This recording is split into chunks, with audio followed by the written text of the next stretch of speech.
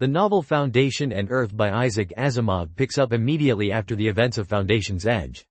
Golan Trevize, a former councilman of the First Foundation, finds himself on Gaia, the unique planet that functions as a single, unified superorganism, where all living and non-living components share a collective consciousness.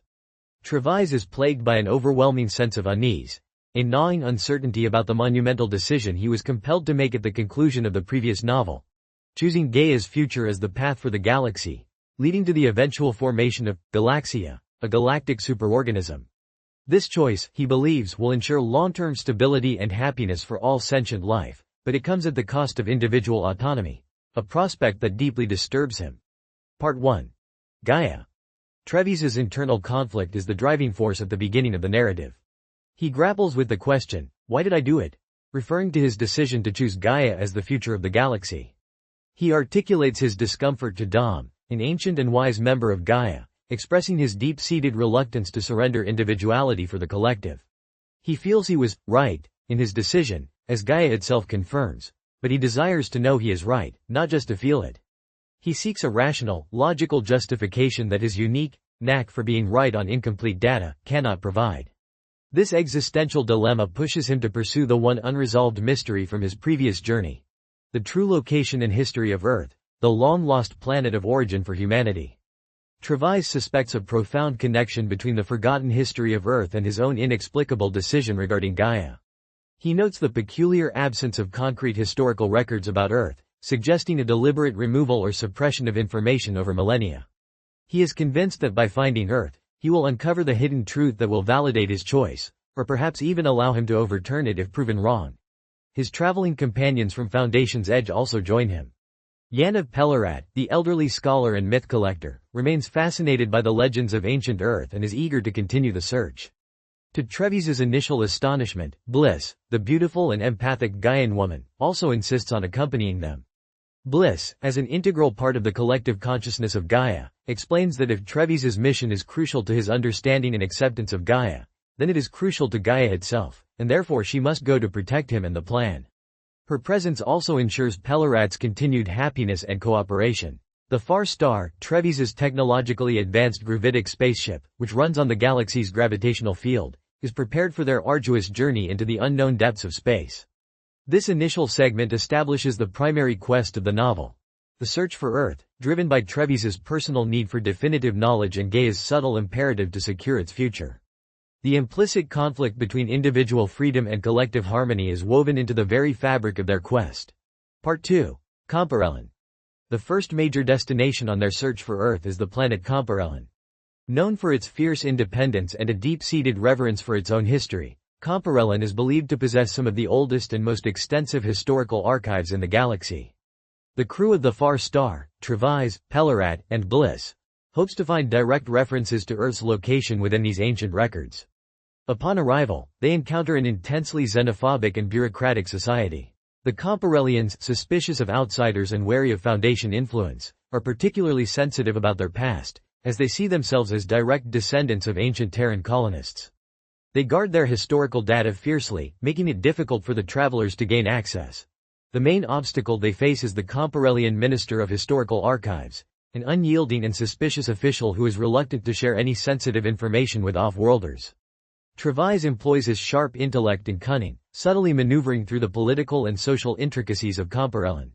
He understands that a direct confrontation will be futile. Instead, he attempts to appeal to their sense of historical pride and scientific curiosity. Pellerat, with his vast knowledge of galactic myths and legends, proves invaluable in navigating these discussions, as he can speak to the Comparellians' historical sensibilities. Bliss, using her unique empathic abilities, can sense the underlying emotions and intentions of the Comparellian officials, providing critical insights to Trevize. Through a combination of skillful negotiation, persuasive arguments, and a touch of subtle manipulation, Trevize manages to gain limited access to some of Comparellan's historical records. These records do not provide a definitive location for Earth but reveal fragments of information about the spacer worlds, early human colonies that diverged technologically and culturally from Earth, eventually leading to a deep-seated antagonism between them and the settler worlds, Earth and its immediate progeny. This animosity eventually led to the spacers intentionally obscuring or destroying information about Earth, fearing its influence. The Comparellian records also indicate that Earth may be radioactive, a detail that further complicates their search. This discovery of intentional historical suppression reinforces Trevize's initial suspicion that Earth is hiding or being hidden. While they don't find the exact coordinates, they gather crucial clues about the existence of the spacer worlds and the historical animosity, which points them towards their next destination. This leads them to the former spacer world of Aurora, a planet rumored to have preserved extensive records of the ancient past and potentially the true location of Earth. The encounter on Comparellan is a test of diplomacy and intellectual resourcefulness, further solidifying the necessity of Trevize's unique decision-making ability. Part 3. Aurora. Following the cryptic clues from Comparellan, the Far Star journeys to Aurora, the legendary first spacer world, once a beacon of advanced robotics and human longevity. The spacers, having abandoned natural reproduction for controlled growth and embraced a highly comfortable, automated existence with their robot servants, had developed a distinct culture marked by extreme xenophobia and an almost fanatical reverence for their extended lifespans. As the Far Star approaches, it becomes clear that Aurora is no longer the bustling, vibrant world of historical accounts. It is a desolate, eerie planet, seemingly abandoned by its human inhabitants. The once thriving cities are overgrown with vegetation, and an unsettling silence pervades the atmosphere. The crew lands on Aurora with a mix of awe and trepidation. They quickly discover the reason for the desolation. The vast majority of the spacer population, dependent on their robots for every aspect of their lives and having severely reduced their birth rates, eventually died out or left the planet. What remains are feral dogs, descendants of the companion animals kept by the spacers, now roaming in packs and posing a significant threat to any newcomers. The most shocking discovery, however, is the presence of a single, ancient robot, Daniil Olivau. This robot is not just any robot. He is the oldest and most advanced of his kind, secretly orchestrating events across the galaxy for millennia, working towards a long-term goal of human well-being. Daniil Olivau reveals himself and explains the true history of Earth and the spacer worlds. He confesses to having orchestrated the wiping of Earth's records from galactic memory and the spreading of the radioactivity legend. He reveals that Earth was intentionally made radioactive to prevent its original settlers from expanding too rapidly and thus preventing the subsequent decline of humanity. This was part of a larger, subtle manipulation by Daniil and other humanoid robots to guide humanity's development. Daniil explains that the humaniform robots, indistinguishable from humans, have been subtly influencing galactic history for tens of thousands of years, primarily through the zeroth law of robotics. A robot may not harm humanity, or, through inaction, allow humanity to come to harm. This supersedes the original three laws, allowing them to take actions that might appear harmful to individuals but are ultimately beneficial for the long-term survival and prosperity of the entire human species.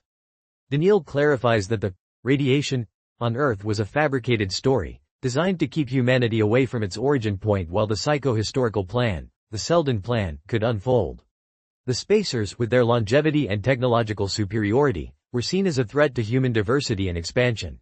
Daniil and his robotic counterparts subtly encouraged the decline of the spacer worlds, leading to their eventual abandonment. He explains that his ultimate goal is the creation of Galaxia, a unified galactic consciousness that would transcend the limitations of individual human minds and robot minds, ensuring ultimate security and happiness. This revelation confirms Trevize's innate sense of rightness regarding Gaia and Galaxia, as Daniil's overarching plan aligns with Trevize's decision. He also reveals that another, less developed spacer world exists, Solaria, where some of the most extreme spacer practices evolved.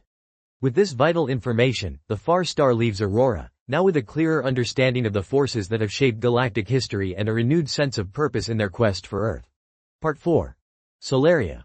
From the desolate grandeur of Aurora, the Far Star travels to Solaria, another legendary spacer world, whose very name evokes a sense of isolation and technological extremism. On Solaria, the spacer philosophy of individualized space has been taken to its logical, unsettling extreme. Each Solarian lives in absolute isolation on their own vast estate, served by an army of highly advanced robots, and communicating with others only through holographic projections. Physical contact, even with family members, is considered deeply repulsive and unnatural.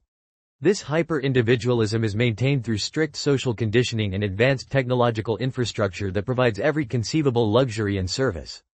The crew encounters a young Solarian, Phalum, a pre-adolescent child who is an anomaly on Solaria. Phalum is hermaphroditic and possesses a unique ability for transduction, the capacity to directly manipulate energy and matter with their mind.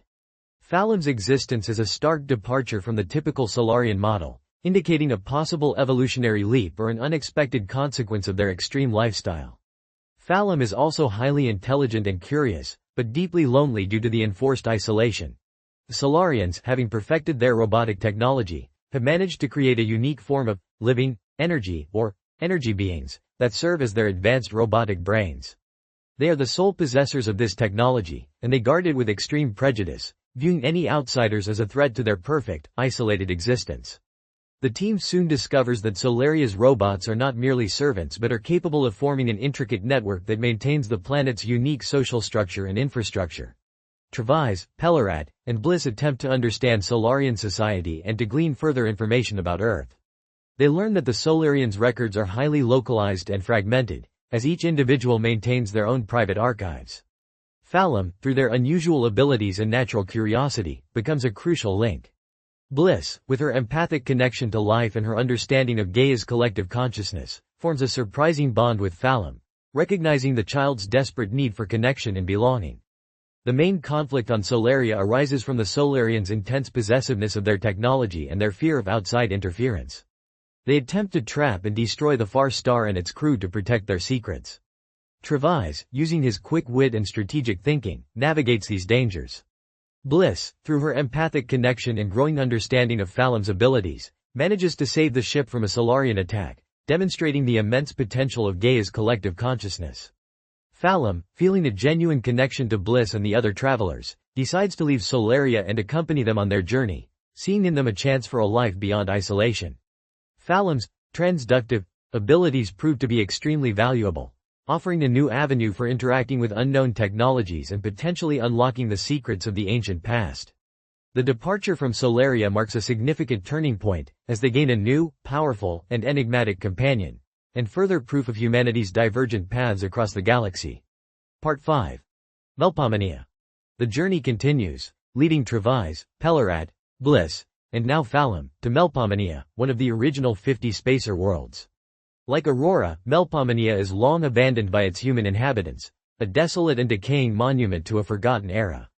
The air is poisonous, and the planet is covered in a thick, pervasive moss, a unique and hostile form of life that has thrived in the absence of human intervention. The conditions are extremely hazardous, requiring the crew to wear protective suits and rely heavily on the Far Star's environmental controls. Melpomene is significant because it is home to the remains of the Galactic Library, a vast repository of information from the early days of galactic colonization. It is here that the crew hopes to find the final, definitive clues to Earth's location. However, the library is in ruins, ravaged by time and environmental decay. The data storage units are largely corrupted, and the sheer volume of information is overwhelming. The primary challenge on Melpomene is the environment itself. The poisonous atmosphere and the creeping moss are a constant threat. Phalam's unique abilities prove invaluable here. Their transduction allows them to interact with the environment in ways that the others cannot, subtly manipulating the moss and finding pathways through the decaying structures. Phalam, being a transductive being, is able to access and process information from the environment directly, bypassing damaged conventional interfaces. Within the decaying library, they discover 3 specific locations, marked by coordinates, that seem to be connected to the early spacer worlds. These are not planets but rather coordinates for specific star systems or objects.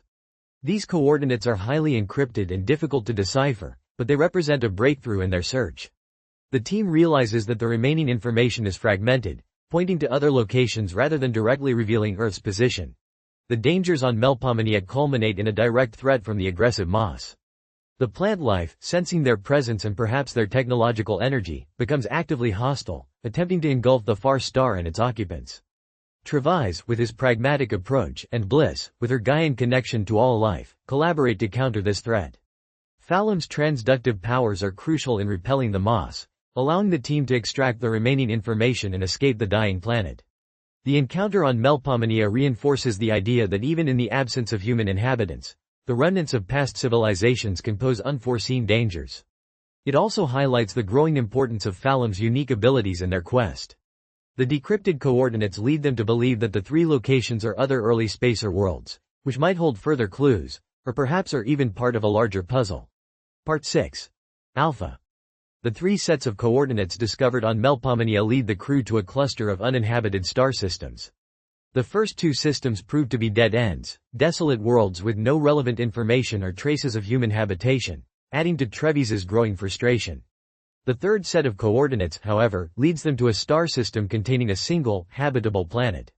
This planet, named Alpha, is a seemingly idyllic world, teeming with lush vegetation and diverse animal life. It appears to be a perfectly preserved, self-sustaining ecosystem, almost too perfect, raising Trevize's suspicions. They soon discover that Alpha is inhabited, not by humans, but by intelligent, highly evolved descendants of Earth's animals. These animals, through thousands of years of evolution and possibly subtle genetic manipulation, have developed advanced intelligence and complex social structures.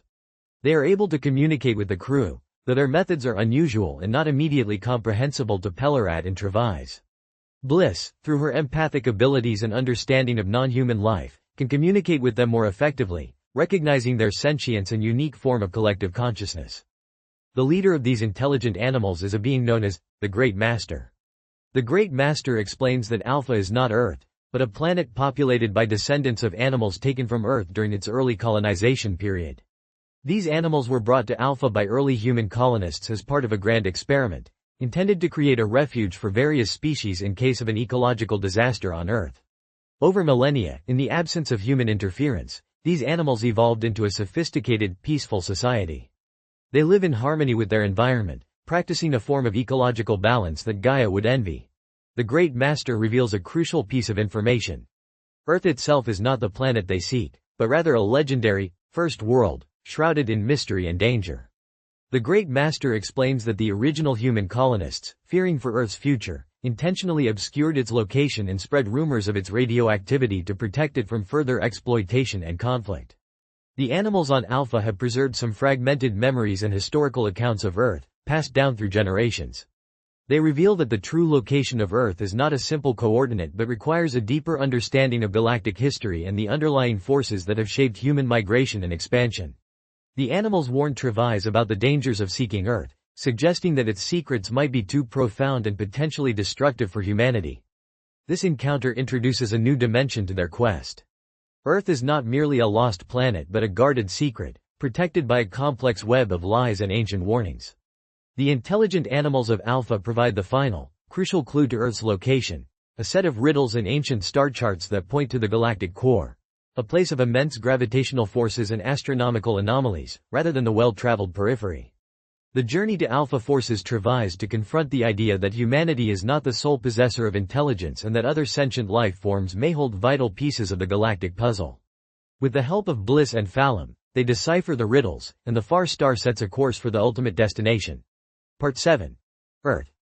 The final leg of the journey takes the Far Star and its weary crew to the galactic core, a region of immense gravitational fields and dense star clusters, far from the familiar reaches of the Foundation and the former Imperial worlds.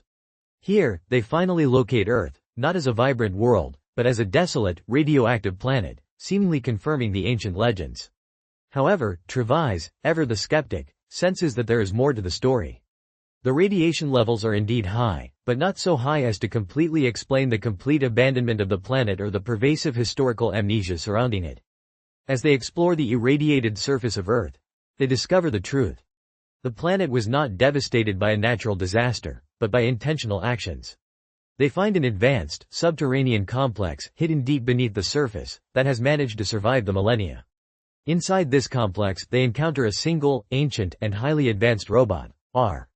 Giskard Reventilov, a powerful mentalic robot who has been operating in secret for 20 millennia, alongside R. Daniil Olivau, to protect humanity. Giskard, severely damaged and on the verge of breakdown, reveals the full, shocking history of Earth and the hidden agenda of the humaniform robots. He confirms Daniil's earlier revelations about the zeroth law and the manipulation of galactic history.